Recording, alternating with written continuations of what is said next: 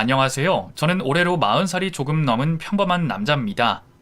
제가 이곳에 사연을 남기게 된 이유는 바로 이 채널에 사연을 보내는 분들과 비슷한 일을 겪었기 때문이에요. 사실 이런 일을 겪는 사람들은 무언가 특별한 삶을 살고 있을 것이라고 생각했었는데 그것도 아니네요. 그저 정말 평범하게 자신의 삶을 살고 있는 사람에게도 이런 일이 일어납니다. 제가 겪은 충격적인 일로 인해서 저는 제 삶에 많은 변화를 줬어요. 누군가를 쉽게 믿지도 못하게 됐고 또 누군가를 사랑하는 감정 자체를 잊어버리게 됐죠. 그럼 제게 어떤 일이 있었는지 지금부터 이야기를 시작해 보도록 하겠습니다. 제게는 쌍둥이 남동생이 있어요. 일란성으로 태어나 얼굴은 아주 비슷하지만 성격은 정반대인 남동생이에요. 사람들은 얼굴이 똑같이 생기면 성격이나 모든 것이 다 똑같은 줄 알겠지만 그렇지 않은 경우도 상당히 많더군요. 자라온 환경에 따라서 변하기 마련이니까요. 어린 시절 너무 똑같이 생긴 외모 때문에 학교 친구들이나 선생님도 저희 형제를 헷갈려 할 때가 많았습니다. 제가 보기에는 분명히 동생과 다르게 생겼는데도 말이죠. 그리고 사람들은 항상 비교를 많이 했어요. 네 동생은 잘하는데 저는 못한다라는 소리를 듣는 경우가 가장 많았는데 이럴 때면 굉장히 기분이 나쁘더라고요. 이런 기분은 특히 중학교, 고등학교 때 최고조를 찍었는데 공부에 한창 예민할 때라 그랬던 것 같아요. 저는 무엇이든 동생보다 조금씩 느렸어요. 제 동생은 엄청 어려운 것들도 한 번에 척척 알아듣고 센스도 많은 편이었는데 저는 그렇지 않았죠. 나름대로 잘해보려고 두 눈을 똑바로 뜨고 정신을 집중해도 동생보다 한 템포가 느리다고 해야 하나 좀 그런 스타일이었어요. 언젠가부터 그런 것이 제게는 스트레스고 콤플렉스도 됐던 것 같아요. 매번 그런 일을 겪다 보니까 언젠가부터 제게는 그런 일이 스트레스가 됐고 한 번은 과외 선생님한테 대든 적도 있었어요. 얼굴은 똑같이 생겨서 어떻게 이렇게 이해력은 달라? 응? 형이 됐으면 형 몫을 좀 해야지. 안 그래? 형이라고 다 잘하는 건 아니잖아요. 그리고 저랑 동생 1분 차이인데요, 뭘. 어머, 이제는 선생님한테 말대꾸도 하니? 성격까지 동생한테 지려고 그러는 거야? 선생님, 저 비교당하는 거 싫어요. 왜 자꾸 동생하고 비교하세요? 비교를 할 만하니까 그렇지. 똑같은 얘기를 몇 번 설명해야 해. 너 때문에 동생이 피해보는 것도 있다는 거 왜 몰라? 그 대신 저는 동생보다 더 열심히 공부해서 따라잡잖아요. 그럼 된 거 아니에요? 왜 자꾸 그렇게 비교하세요?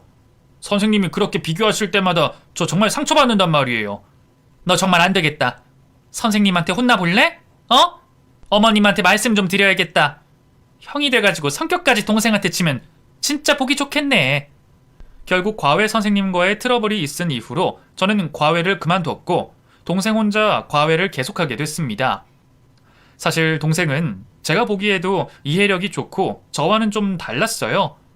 무슨 일을 하든지 여유만만한 모습으로 있었고 친구들에게도 저보다 훨씬 인기가 많았죠. 아마도 꼭 공부 때문이 아니라 이런 전반적인 이유들 때문에 제가 동생에게 열등감을 느끼고 있었는지도 모르겠습니다. 저의 이런 마음은 어머니가 많이 알아주셨어요. 저는 노력형, 동생은 배짱이 형이라고 말씀하시면서 서로가 각자 다른 부분을 인정하는 것이 마음 편하다고 하셨어요. 그런 어머니 덕분에 한창 예민한 시기를 잘 보낼 수 있었던 것 같기도 하고요. 그렇게 대학교까지 입학하게 됐고 거기에서 저희는 갈라지게 됩니다.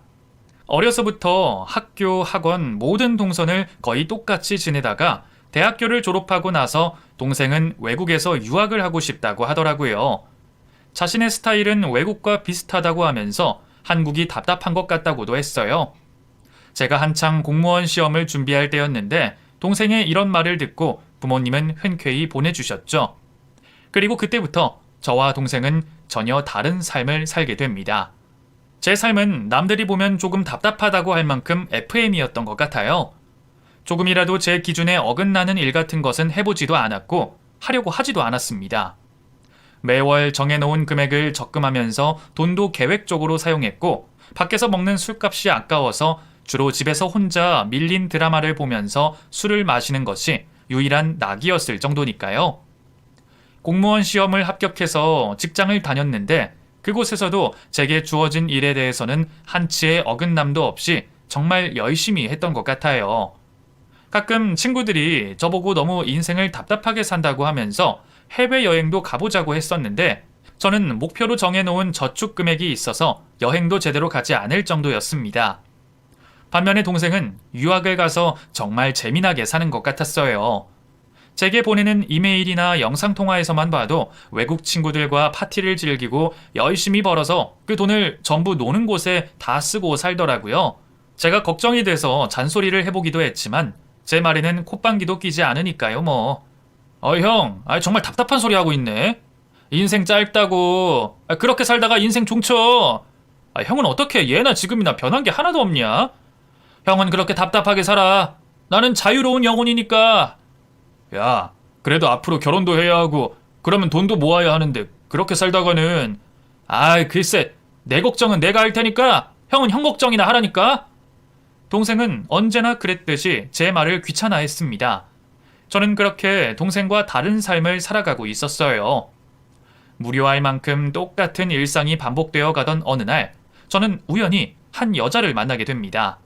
꽃가게에서 알바를 하던 여자였는데 버스 정류장 근처에 위치한 곳이라 버스를 기다리며 제가 구경을 많이 하고 있었어요. 긴 생머리에 쾌활한 말투가 참 좋은 인상을 가졌던 그녀는 밖에서 제가 어슬렁거리며 화분을 구경할 때도 반갑게 인사를 건네곤 했죠. 안녕하세요. 오늘도 구경하시네요? 안에 더 예쁜 것들 많은데 들어오셔서 한번 보세요. 아니에요. 금방 버스 올 시간이 다 돼서요. 그렇구나. 그럼 내일은 꼭 안에서 더 구경해 보세요. 꽃은 정말 사람 기분을 좋게 해준다니까요. 네네, 알겠습니다. 시간이 맞으면요. 감사합니다. 그녀의 반가운 인사를 들으며 괜시리 기분 좋게 퇴근을 했고 다음날 저는 그녀의 말대로 꽃가게 안에 들어가 구경을 하기로 결심했습니다. 마침 어머니 생신이 얼마 남지 않기도 해서 겸사겸사 구경을 해볼 생각이었죠. 언제나 그랬듯 저를 반갑게 맞이해줄 그녀를 기대하면서 꽃가게 안쪽을 살펴보는데 오늘은 분위기가 왠지 좋지 않았어요. 안쪽에 어떤 몸짓이 큰 남자가 있었는데 그녀와 실갱이를 하고 있는 것 같았거든요. 무슨 일일까 궁금하긴 했지만 잘 모르는 사람 일에 괜히 끼어들고 싶지는 않아서 그냥 가려던 찰나 몸집이 큰 남자가 그녀에게 뺨을 때리더라고요. 그녀는 뺨을 맞고 도망가려고 했는데 그 남자가 못 가게 막는 상황이 벌어졌고 더 이상 가만히 두고 볼 수만은 없어서 꽃집 안으로 들어가 봤습니다. 저기요. 무슨 일 있으세요? 괜찮으신 거예요? 저 좀 살려주세요. 제발요. 그녀는 제 얼굴을 보자마자 살려달라고 애원했어요. 무슨 일이세요? 네? 저는 재차 그녀에게 물었는데 저를 발견한 그 덩치 큰 남자가 제게 무섭게 말을 걸었습니다. 너 뭐야? 뭔데 남의 일에 참견이야? 이 여자 내 애인이고 우리 일이니까 너는 참견 말고 꺼져. 알았어? 애인이라고 해도 뺨 때리고 이러면 엄연히 폭행이에요. 이 여자가 지금 살려달라고 하지 않습니까? 그만하세요. 지금 경찰 부를 겁니다. 너 혹시 인연이랑 뭐 연애라도 하는 거냐? 아이고 이것들이 정말 쌍으로 웃기고 자빠졌구만. 그 남자는 얼굴만큼이나 말투도 험상궂었어요. 원래 제 성격이라면 이런 일에 절대로 참견하지 않겠지만 이상하게 그날은 그녀에게는 도와주고 싶은 마음이 생겼습니다. 그래서 저는 그 즉시 경찰에 신고를 한다고 말했고 실제로 전화기를 들어서 버튼을 누르려고 했죠. 그 과정에서 그 남자는 제 핸드폰을 빼앗으려고 제게 다가왔었는데 때마침 그때 다른 남자 손님 2명이 동시에 들어오면서 상황이 마무리가 됐습니다. 모든 상황이 끝난 후 그녀는 사시나무 떨듯이 벌벌 떨었어요. 제게 너무 고맙다고 하면서 저 아니었으면 큰일을 당할 뻔했다고 했죠. 예전에 잠깐 만났던 남자인데 헤어짐을 인정하지 않고 지금까지도 스토커처럼 집착을 한다는 말을 했어요. 저 정말 천만다행이에요. 그놈이 진짜 여기까지 알아내서 그쪽 아니었으면 오늘 저 어떻게 됐을지 몰라요. 그럼 경찰에 신고하셔야 되는 거 아니에요? 이 정도면 심각하신 것 같은데. 아니에요. 그렇게 하면 아마 그놈이 어떻게 나올지 몰라서요. 그래도 경찰에 신고하시는 게 안전할 것 같은데 제가 대신 신고해 드릴까요? 아니에요. 정말 괜찮아요. 어차피 여기 알바도 오늘로써 끝나니까 아마 못 찾을 거예요. 저 너무 죄송하고 감사해서 그러는데 연락처 좀 알려주세요. 제가 밥 한 끼 대접해드리고 싶어서요. 그녀는 무슨 일인지 경찰에는 절대로 연락하고 싶지 않다고 했고 제게 은혜를 입었다며 밥을 한 끼 대접하고 싶다고 했어요. 자연스럽게 서로 연락처를 주고받았고 저는 그날 이런저런 생각에 잠을 제대로 이루지 못했습니다. 사실 저는 그동안 짝사랑만 해왔어요. 제가 좀 꽁한 면도 있고 남들이 보면 성격이 답답하다고 하는 그런 부분이 있기 때문에 여자들이 잘 연락처도 주지 않았었거든요. 그리고 이런 복잡한 일에 끼어드는 것도 싫어했었고요. 그런데 그날 제 모습은 마치 정의의 사도처럼 그녀를 구해주려고 나섰고 결국 그녀에게 연락처를 먼저 달라는 말까지 들었으니 얼마나 기분이 좋았겠어요. 한편으로는 그녀가 걱정도 되면서 여러 가지 복잡한 감정에 제대로 잠도 이루지 못했답니다. 그렇게 그녀와의 인연이 닿은 후 그녀는 제게 식사를 대접하겠다고 연락이 왔어요. 그리고 약속된 장소에서 그녀를 다시 보게 됐죠. 그게 딱 3일 정도만이었는데 웬일인지 그녀가 너무나도 반갑더라고요. 밥을 먹으며 이런저런 이야기를 나눈 후에 그녀에게 부모님이 안 계시다는 것과 혼자 살면서 외롭고 힘들다는 말도 듣게 됐죠.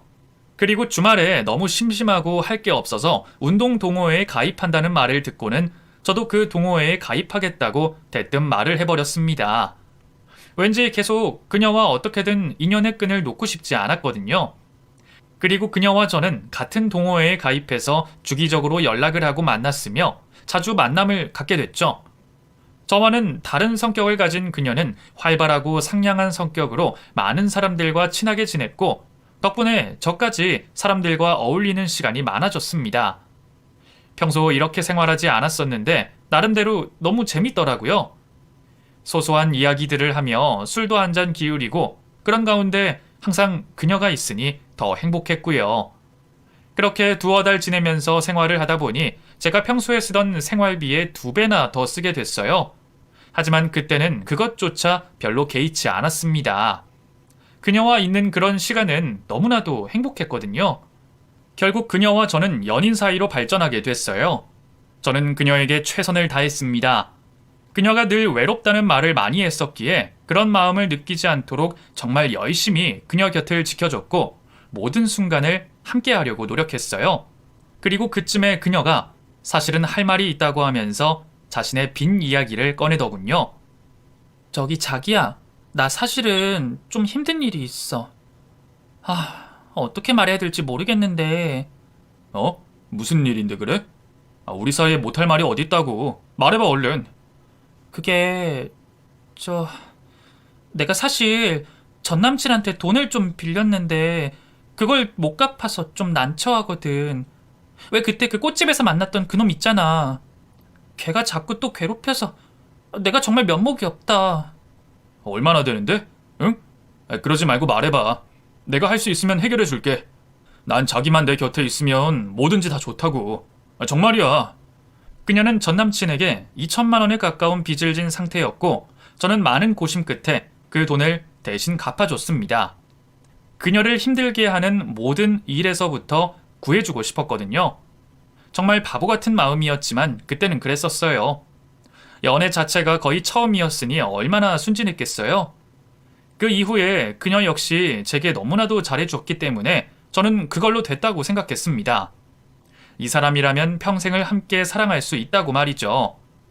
그렇게 그녀와 1년 정도 연애를 하던 가운데 제 쌍둥이 남동생이 잠시 한국에 나오게 됐습니다. 저는 당연히 그녀를 소개시켜줘야겠다는 생각을 하게 됐고 그녀와 제 동생을 자연스럽게 만나게 해줬죠. 제 동생과 그녀는 비슷한 면이 참 많은 사람들이었어요. 오픈마인드에 쾌활한 성격으로 주변 사람들에게도 인기가 많고 또 조급해하는 저와는 다르게 뭔가 굉장히 여유가 있어 보이는 행동을 했었어요. 술도 잘 마셨고 안주를 고르는 취향도 비슷했습니다. 그런 둘은 순식간에 가까워졌어요. 어색해할 수도 있겠다는 제 우려와는 다르게 정말 급속도로 친해지게 됐고 쌍둥이 남동생이 한국에 있는 동안은 이틀이 멀다 하고 그녀와 함께 셋이 만나서 시간을 보내게 됐어요. 나중에 알게 된 건데 이때 둘은 서로 메일 주소까지 주고받았던 모양이에요. 저도 모르게 말이죠. 둘은 술자리에서 이런 말도 자주 했습니다. 정말 우리 오빠만 안 만났어도 동민 씨랑 사귀는 건데. 이렇게 잘 통할 수가 있어요? 신기하지 않아요? 그러게나 말입니다. 제가 형이랑 얼굴만 똑같지 성격은 정반대거든요. 어떻게 저희 형이랑 사귈 수가 있어요? 안 답답하세요? 제가 보기엔 저랑 딱인데 말이죠. 안 답답하긴요. 답답해 미치죠. 사상 자체가 저희와는 다른 사람이니까요. 그런데 뭐 어쩌겠어요. 저를 이렇게 아껴주고 좋아하는데 제가 만나줘야죠. 나중에 어떻게 될지도 모르니까 저희 인연 놓지 말아요. 아셨죠? 우스갯소리였겠지만 저는 왠지 기분이 좋지 않았습니다. 특히나 제 쌍둥이 동생에게는 제가 열등감 같은 것을 갖고 있기 때문에 더더욱 그랬던 것 같아요. 그렇게 남동생은 한국에서의 시간을 갖고 다시 유학길에 올랐고 저는 얼마 후 그녀와 결혼을 약속하게 됐습니다. 그때까지 변변한 직장 없이 이곳저곳 알바를 전전하던 그녀를 저희 부모님은 못마땅해 하셨어요. 부모 없이 혼자 오랜 기간 살았던 것도 별로 마음에 들지 않는다고 하셨고 특히 그녀의 성격을 보시더니 제가 감당할 수 있는 여자가 아니라는 말씀도 하셨어요. 하지만 저는 그런 부모님께 난생 처음으로 반기를 들었습니다. 모든 남자들이 아마 그럴 거예요. 눈에 콩깍지가 씌어서 똥인지 된장인지 구분도 못하는 남자가 되어 있었으니까요. 저는 그녀와 그렇게 결혼을 하게 됩니다. 가진 것 하나도 없었고 카드값이 밀려있는 상태의 그녀에게 제가 그동안 적금으로 모아둔 돈 중에 2천만 원을 줬고 그 돈으로 그녀는 혼수를 준비하게 됐죠. 안 그래도 저희 부모님이 마음에 들어하지 않고 있어서 저는 최대한 그녀에게 배려를 한다고 했는데 그녀는 그 상황에서 자신이 너무 갖고 싶었다던 명품백을 떡하니 사오더군요. 그때 저희가 가장 많이 싸웠던 것 같아요. 그녀는 자신에게 결혼 선물로 이 정도는 해줄 수 있는 것 아니냐고 했지만 저는 많이 화가 났었어요. 부모님한테도 비밀로 하고 혼수를 마련하라고 준 돈을 어떻게 그렇게 쉽게 명품백을 살 수 있는지 이해가 되지 않았죠. 대판 싸움을 하고 나서 결국 그녀의 사과로 다시 화가 풀렸는데 이런 일은 결혼을 하고 나서도 반복되더군요. 결혼 후 단 한 푼이라도 모아서 빨리 좋은 집으로 이사도 가고 기반을 마련하려고 했었던 저와는 다르게 그녀는 자신이 사고 싶은 것, 쓰고 싶은 것에 아끼지 않고 돈을 잘 썼어요. 그 때문에 번번이 저와 자주 부딪혔죠. 자기야, 공무원 월급 얼마나 된다고 이렇게 써? 나 그렇게 돈 많이 버는 사람 아니야. 우리 조금만 아껴 쓰자, 응? 자기는 내가 쓰는 돈이 그렇게 아까워? 답답해가지고는. 카드로 사면 한 번에 갚는 것도 아니고 몇 달에 걸쳐서 나눠 갚는 거잖아. 그리고 인생을 좀 즐기고 그러면서 살아야지. 당신처럼 숨 막히게 어떻게 살라는 거야? 난 그렇게 살다 죽고 싶지 않거든. 이게 왜 답답한 거야? 계획성 있게 살아야 나중에도 좋고 그런 거지. 우리 조금만. 됐고. 나 다음 달에 해외여행 갈 거야. 미리 티켓팅 다 해놨어. 내 꿈이 해외여행인 거 말했지? 자기는 어차피 시간 안 되니까 나 혼자 다녀올게. 그 정도는 해줄 수 있잖아. 그치?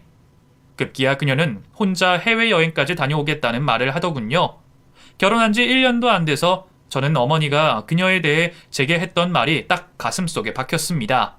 정말 대책 없이 행동하는 그녀를 보니 소화가 안 되는 듯 더부룩하더군요. 제 부탁에도 그녀의 행동은 변한 것이 없었어요. 평소와 똑같았고 기억 후 혼자 해외여행까지 다녀왔습니다. 제 명의로 된 카드를 가지고 가서 얼마나 돈을 써댔는지 다음날 카드값이 어마어마하게 나왔고 저는 결국 그녀에게 카드를 빼앗아 버렸어요. 그녀는 그 이후부터 뭔가 더 어긋나게 행동하기 시작했고 자신이 벌어서 쓴다고 하면서 저녁에 헬스장에서 운동 겸 알바를 한다고 하더라고요. 그리고 그때부터 아내는 점점 늦게 들어왔고 술에 취해 들어오는 날도 많이 생겼습니다. 저와는 자연스럽게 점점 멀어지게 됐는데 급기야는 각방까지 쓰면서 저를 멀리하더라고요. 저 역시 꽁한 성격이 있었는지라 아내에게 화가 난 상태로 몇 달간 말도 하지 않고 지내기도 했어요. 저야 원래 이런 스타일이라서 괜찮다고 하지만 평소에 답답함을 못 참는 아내 역시 제게 말도 걸지 않고 잘도 지내더군요. 아내는 그 후로 다이어트를 하는가 싶더니 헬스장에서 트레이너가 되기로 결심했다면서 운동을 열심히 하더라고요. 이대로 저하고만 살다가는 우울증에 걸릴 것 같다면서 직업을 가져야겠다면서요. 오히려 저는 좋았어요. 아내의 이런 생각이 긍정적인 결과가 될 것이라 생각했거든요. 자신의 직업을 가지면 사람이 책임감도 생기고 돈도 소중한 줄 알게 될 것이고 또 가정의 보탬이 될 것이니까요.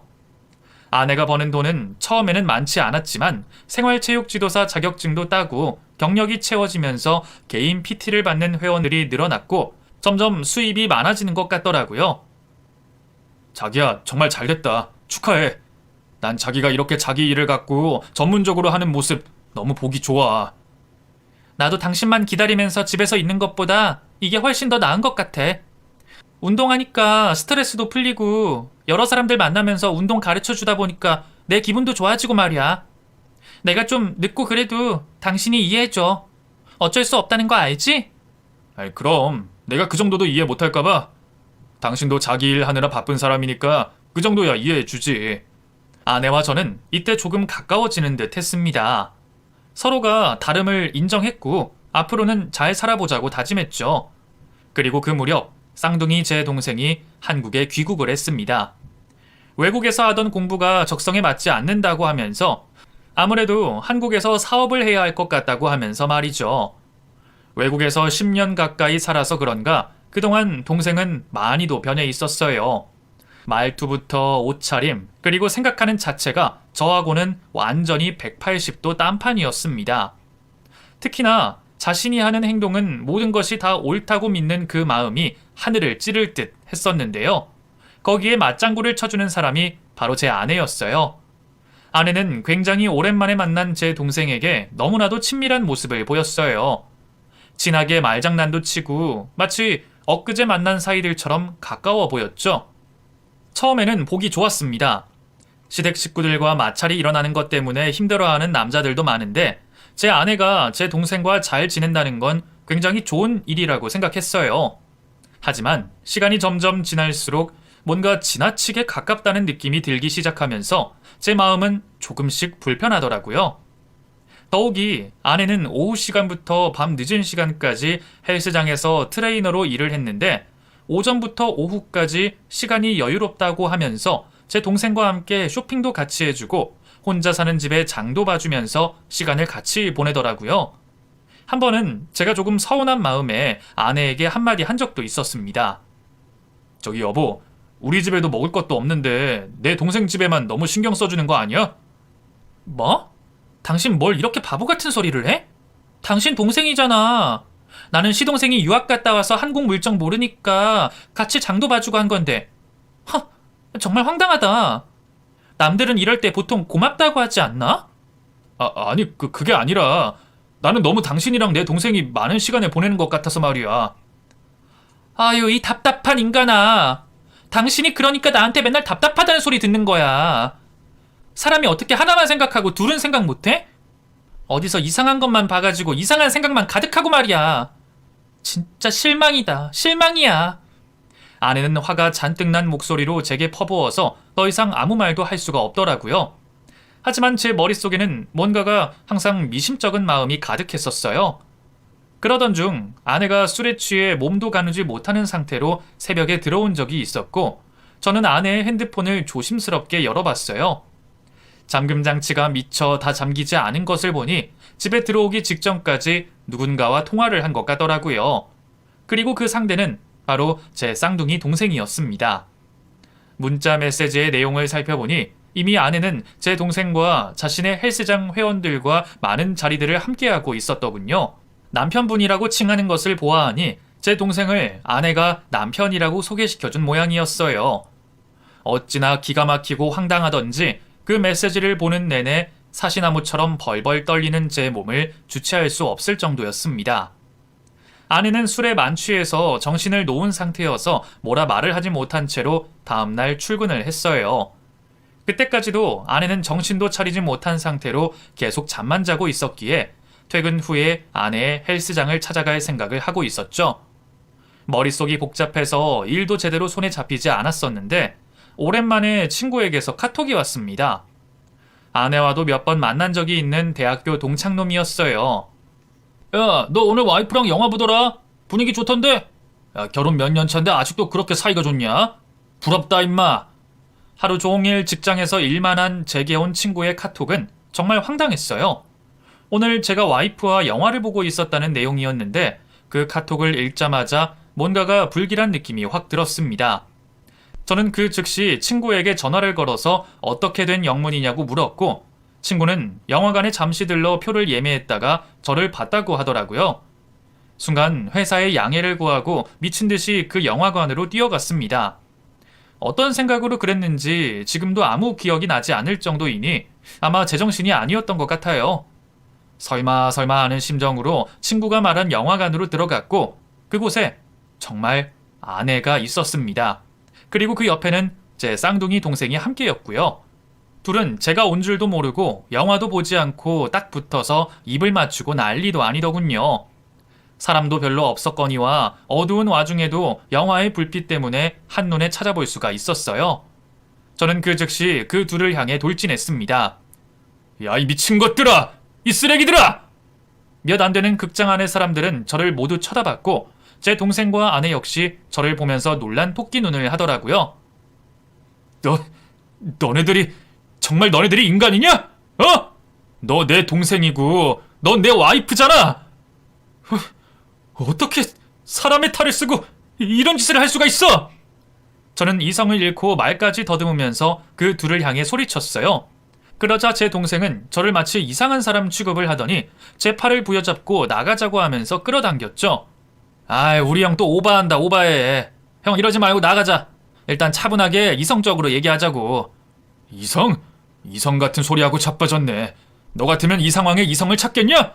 네가 사람이야? 사람이냐고! 아, 형 왜 이래? 형 어차피 주희랑 잠자리 안 한 지도 꽤 된 거 아니야? 그럼 뭐가 문제인데? 우리가 좋아서 만나는데 뭐가 문제야? 뭐? 너 이놈의 자식! 저는 뻔뻔한 동생의 말을 듣고 얼굴을 향해 주먹을 날렸습니다. 동생은 그 즉시 자리에서 쓰러졌고 저는 쓰러진 동생을 향해서도 분이 풀리지 않아 계속 때리려고 했죠. 옆에 있던 아내는 저를 말리면서 이상한 사람이라며 소리쳤어요. 당신 미쳤어? 뭐 하는 짓이야? 당신 동생한테 내가 뭐 했어? 뭔 짓 했냐고? 왜 이렇게 지랄인데? 당신 나 미행하니? 이제는 하다 그런 짓까지 해? 아내 역시 정말 사람의 탈을 쓰고는 하지 못하는 말을 제게 하더군요. 두 사람에게 완전히 농락당한 것 같은 기분이 들어 저는 더 이상 아무 말도 나오지가 않았습니다. 이 상황이 어찌나 억울하고 기가 막히던지 눈물만 줄줄 흘렀어요. 당신 어떻게 정말 이럴 수가 있니? 여태까지 나를 바보로 알고 농락한 거야? 그런 거야? 니네 헬스장 식구들한테도 다 남편이라고 소개한 거 내가 모를 줄 알아? 내가 너한테 도대체 뭘 잘못했니? 영화관은 아수라장이 됐고 저는 그곳 직원들에 의해서 극장 밖으로 나올 수밖에 없었어요. 제가 그렇게 이끌려 나오는 동안 그 둘은 다른 쪽으로 제 눈을 피해서 달아나 버렸습니다. 어디에서부터 잘못된 건지 도대체 제가 뭘 어떻게 해야 할지 아무것도 모르겠더라고요. 저 같은 상황을 겪으신 분들이 아니시라면 제 마음을 상상도 하지 못하실 겁니다. 결국 저는 그 길로 아내가 근무하는 헬스장에 먼저 갔어요. 저는 단 한 번도 가서 인사를 하지 않았지만 제 얼굴을 보고 바로 남편분이라고 말을 하는 것을 보니 얼마나 제 쌍둥이 동생이 드나들었는지 알겠더군요. 그 사람들에게 모든 사실을 말했어요. 당신들이 알고 있는 사람은 진짜 남편이 아니라 저의 쌍둥이 동생이라고요. 그러니까 제발 그런 그지 같은 인성을 가진 사람한테 운동을 배우지 말라고 말이죠. 헬스장 대표부터 시작해서 어리둥절한 표정을 하고 있었지만 저는 얼른 카운터로 가서 그곳 직원에게 저희 아내에게 개인 PT를 받는 사람들에게 이 사실을 알려달라고 간곡히 부탁했습니다. 제가 얼마나 간절했냐면 그 말을 하는 동안에 손과 입이 벌벌 떨리고 눈물이 줄줄 흘렀어요. 그걸 본 직원분이 제게 휴지까지 건네줄 정도였고요. 제 쌍둥이 동생이랑 바람난 제 와이프한테 제발 다른 사람들이 운동을 안 배웠으면 좋겠어요. 아무리 사생활이라고 하지만 이건 인성적인 문제잖아요. 사람 가르치는 사람이 이러면 되나요? 제가 알기로는 제 동생이 이곳에도 엄청 드나들고 회원들이랑 같이 술자리도 한 걸로 아는데 네, 맞아요. 저도 몇 번 같이 했거든요. 저도 정말 그분이 남편분이신 줄 알고 핸드폰 사진도 다 그분이랑 똑같이 생겼길래. 아유, 뭐가 뭔지 모르겠네요, 정말. 일단 진정 좀 하세요. 카운터 직원의 도움으로 저는 겨우 진정을 하고 그곳을 빠져나와 부모님이 계신 집으로 향했습니다. 부모님이 받으실 충격은 알지만 그래도 저 혼자 감당할 수 있는 문제는 아닌 것 같아서요. 더군다나 그 둘이 하는 뻔뻔한 행동을 보니 어떻게든 복수를 해주고 싶었어요. 직장에 있어야 할 제가 연락도 없이 부모님 집에 오니까 너무 깜짝 놀라시더라고요. 제 얼굴 역시 말이 아니었으니까요. 아니, 네가 이 시간에 웬일이야? 응? 무슨 일 있었어? 어떻게 된 일이야? 어머니, 아버지. 어머나 세상에, 왜 울어? 응? 우리 아들 왜 그래? 도대체 무슨 일이야? 엄마 심장 떨어지기 전에 빨리 말해봐, 응? 많이 놀라신 부모님 곁에 앉아 조곤조곤 지난 일들에 대해 말씀을 드렸어요. 그동안 아내가 제게 했던 행동들, 그리고 제 쌍둥이 동생과 바람이 나서 했던 행동들, 모든 얘기를 들으시고 나서 두 분은 큰 충격에 빠져 말을 잇지 못하셨고, 결국 어머니는 그 자리에서 기절을 하고 마셨습니다. 제 속이 이런데 부모님 속은 오죽하시겠어요. 자식들이 만약 이런 짓을 하고 다닌다면 제가 부모라도 온전하지 못할 것 같아요. 그대로 병원으로 옮겨가신 어머니는 수액을 맞으시고 잠시 뒤에 깨어나셨고, 깨어나신 후에도 한참을 아무 말도 하지 못하셨습니다. 아버지는 당장에 제 동생을 호적에서 파버린다고 난리도 아니셨어요. 그런 놈의 자식은 난 필요 없다. 인간 말종 같은 자식. 너 당장 이혼하고 나도 그놈의 자식 당장 내 호적에서 파버릴 거니까 그런 줄 알아라. 넌 아무 걱정도 하지 말고 네 마음 추스릴 생각만 해라. 바보같이 더 이상 그런 쓰레기 같은 놈들 때문에 울지도 말고. 아버지의 말에 저는 아무 대답도 하지 못한 채 고개만 숙이고 있었어요. 저는 그날 부모님의 집에서 잠을 청하고 다음날 직장에 병가를 내고 쉬었습니다. 열이 펄펄 끓고 몸을 꼼짝달싹 하지 못할 정도로 힘이 들더라고요. 그런데 그때 아내에게서 전화가 왔더군요. 제가 전화를 받자마자 욕설을 퍼부으면서 자기 직장에다가 그런 소문을 퍼뜨렸으니 명예훼손으로 고소를 한다는 말을 했습니다. 게다가 어찌나 뻔뻔한지 증거 있느냐고 소리를 고래고래 지르는데 정말 여태껏 살면서 그렇게 뻔뻔한 사람은 처음 봤던 것 같아요. 감히 너 같은 인간이 내 직장에 그런 말을 해서 내 명예를 실추시켜? 네가 뭔데? 네가 뭔데? 야, 나 네 남편이잖아. 남편! 정신 차려! 네가 한 짓을 생각해야지. 나한테 이러는 거 너무 이상하다고 생각하지 않아? 내가 뭘 어쨌는데? 어쨌다고 그래? 너한테도 책임 있는 거 아니야? 네가 너무 답답하고 찐따 같으니까 내가 그러는 거 아니야. 내가 괜히 그래? 어떻게 쌍둥이라는 놈이 달라도 이렇게 다를 수가 있냐? 아내는 정말 미친 개처럼 날뛰더군요.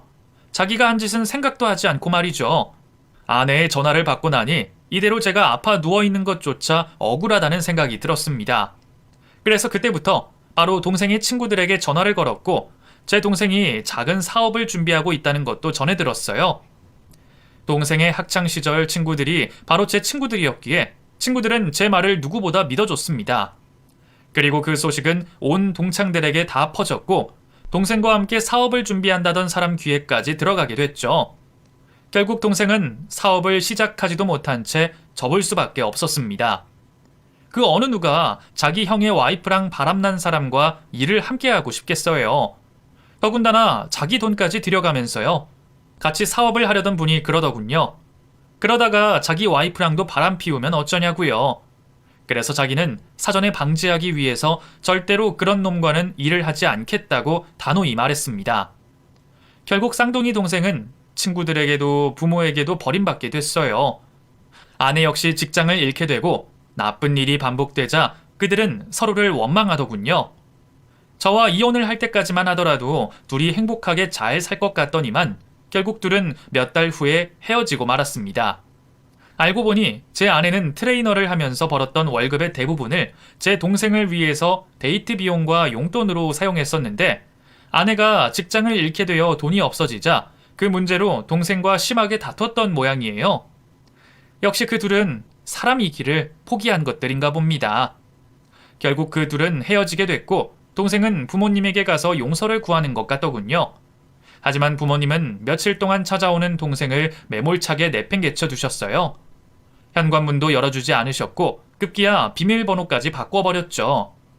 제게도 은근슬쩍 연락을 해서 미안하다는 식으로 성의 없는 사과를 하는데 정말이지 동생이지만 역겨워 죽는 줄 알았습니다.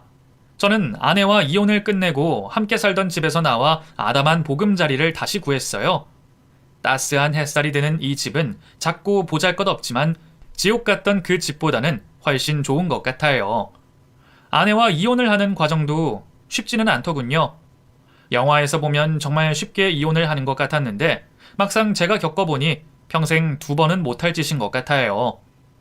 저는 제 성격대로 변호사를 통해서 철저하게 준비를 하고 증거를 수집했지만 아내는 그저 자신의 감정대로 화만 내고 욕만 하고 그러더군요. 저는 아내에게 위자료를 청구함과 동시에 동생에게도 상간남 소송을 위해 위자료를 청구했어요. 당장에 먹고 쓸 돈도 없던 그 둘은 화를 내며 제게 인간성이 쓰레기 같다는 말을 했습니다. 도대체 그 인간들은 어디까지 가야 정신을 차릴런지. 그렇게 이혼을 하고 한 6개월이 지났을까?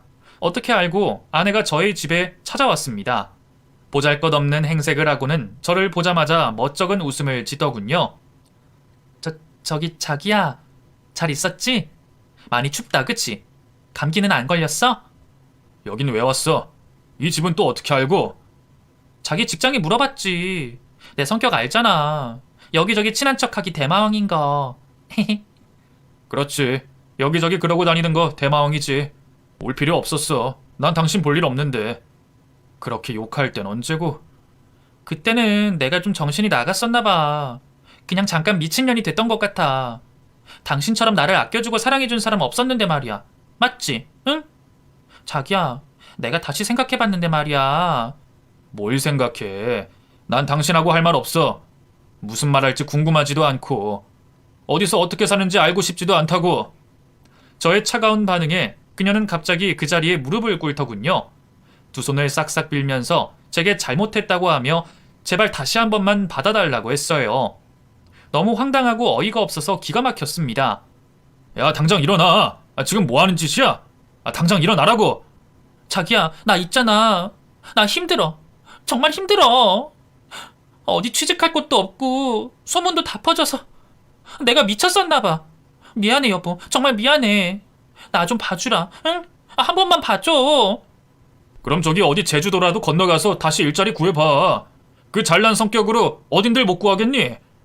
그리고 이 집에는 제발 더러운 네 발길이 안 닿길 바란다. 2번 다시 찾아오면 경찰 부를 거니까 그런 줄 알아. 저는 무릎 꿇고 빌고 있는 그녀를 매몰차게 거절하고 집 안으로 들어와 버렸습니다. 현관문을 계속 두드리는 그녀에게 아무런 대응도 하지 않았죠. 그 후로도 그녀는 몇 번이나 다시 찾아왔지만 제 반응은 똑같았습니다. 주변 사람들이 시끄럽다고 항의를 하는 바람에 한 번은 경찰까지 부를 정도였으니 어느 정도인지 아실 거예요. 몇 달을 그렇게 보내니 그녀는 더 이상 찾아오지 않았습니다. 저는 그 후로 저만의 삶을 다시 찾아오려고 무진장 많은 노력을 했고요. 그녀를 만나기 이전의 모습으로 다시 돌아가기 위해서 매일매일 힘든 고비를 이겨냈고 정신과 치료까지 받으며 겨우 안정을 되찾았던 것 같아요. 두 사람을 향한 저의 피바람 부는 복수는 결국 그렇게 끝이 나게 됐네요. 복수라는 것이 끝나고 나면 마냥 개운하고 좋은 줄만 알았는데 막상 모든 일이 끝나고 나니 그렇지도 않더라고요. 정말 많이 힘들고 어려웠습니다. 이게 잘한 짓인지도 모르겠고 어느 순간부터는 후회도 됐었어요. 그냥 저 혼자만 참고 두 사람을 안 보고 살면 될 것을 이렇게까지 하면서 여러 사람들을 힘들게 하고 저도 힘든 게 아닌가 싶었어요. 특히 부모님은 며느리와 아들을 동시에 잃게 된 셈이라서 정말 많은 충격을 받으셨었죠. 그런 충격을 드린 제가 장남으로서 면목도 없었고 너무 죄송스러웠습니다.